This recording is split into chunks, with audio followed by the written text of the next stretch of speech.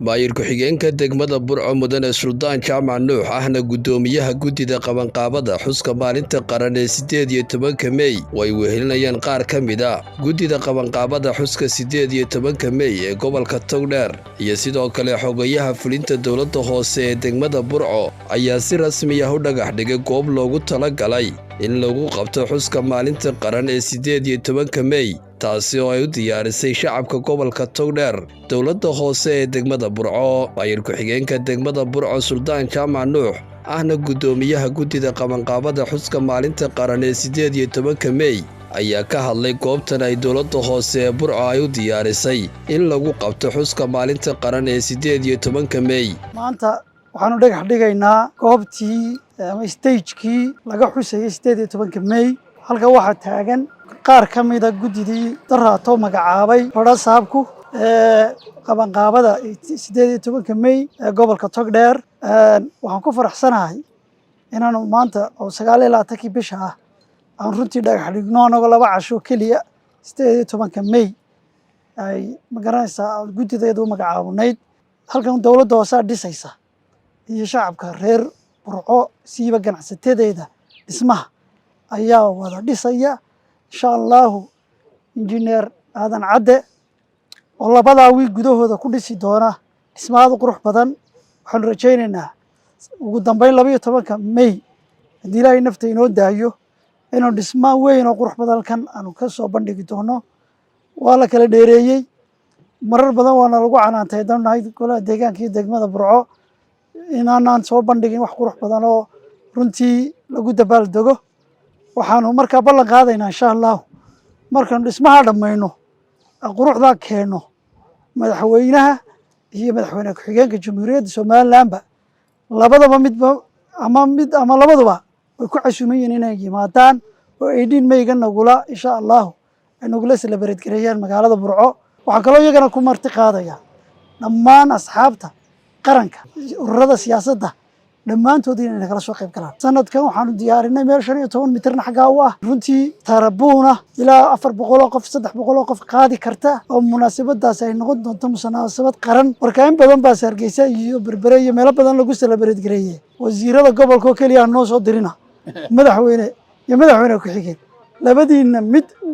wafdi ballaaran hogaaminaya nagala soo qayb galo madlacaan aanu ku simannahay waxa maanta aanu ka dhagax dhigaynaa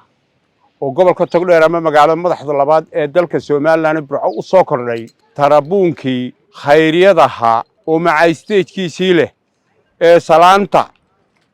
hadday tahay maalmaha xuska ah hadday tahay doorashooyinka hadday tahay madaxweynaha qaranka hadday tahay khayriga ay kale dadka loo sheegayo goobtan ayaan maanta ka dhagax dhigaynaa waxa weeye goob baabara saabka xafiiskiisii hore oo halka igu haboonayd madaxdii gobolka iyo degmada maanta Nuuriya Naaleeyaba oo u dhannahay waxaanu u sheegaynaa dadweynaha reer Burco maanta maalin farxad la weeyii khayrigeennii rasmiga halkan uu noqonaya maanta waa maalin weyn waxa uu soo kordhay maanta Burco tarabuunkii weynaa ee dadka reer Burco had iyo jeer sida qaalibka marka madaxinoo timaado maalmaha munaasabadaha ah waxa aan dadku dhibaato ku ahayd in madaxda iyo mas'uuliyiinta iyo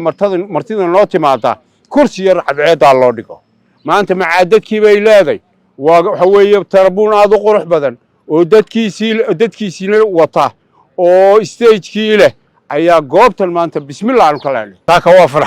farxad bay inoo tahay inaynu dhagax dhigno meel ballaaran oo weyn oo dadka qaadaysa waxaan leenahay dadweynaha reer Burcona si wanaagsan oo ka soo qayb galaan maalinta xuska qarannimada Jamhuuriyadda Soomaaliland si wanaagsan oo ka soo qayb galaan waa space aad u weyn oo qurux badan si wanaagsan u soo baxaya cidii halkan magaranaysaa ay u saamisayna saan wanaagsan ayay qaadeen baan leenahay dowladda hoosena waxa qabadkan ay bilowday halkan ay ka qabanayso waan ugu mahadinaynaa iyagana anagu haddanu hawlaha guudna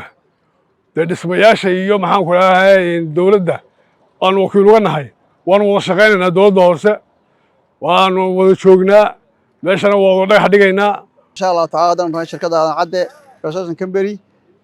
kaarbuunka aanu ballan qaadin inuu sameeyno haddaa ka dhigo qandaraastay haddaa ka dhigo sida ugu dhaqsaha badan baanu hadda insha Allah tacaala haddii ilaahay nala qabto aanu dhammeeynaa waana kaarbuun aad iyo aad qurux badan waa kaarbuun u baahnayd magaalada oo ka dhineed weeyaan guddida qabanqaabada xuska 18 May ee gudoomiyaha u yahay ku-xigeenka duqa degmada Burco Suldaan Jaamac Nuux oo muddo 2 cisho magacaaban ayaa dardargeliyay howlaha u diyaar garowga iyo qabanqaabada xuska maalinta qaran ee 18 May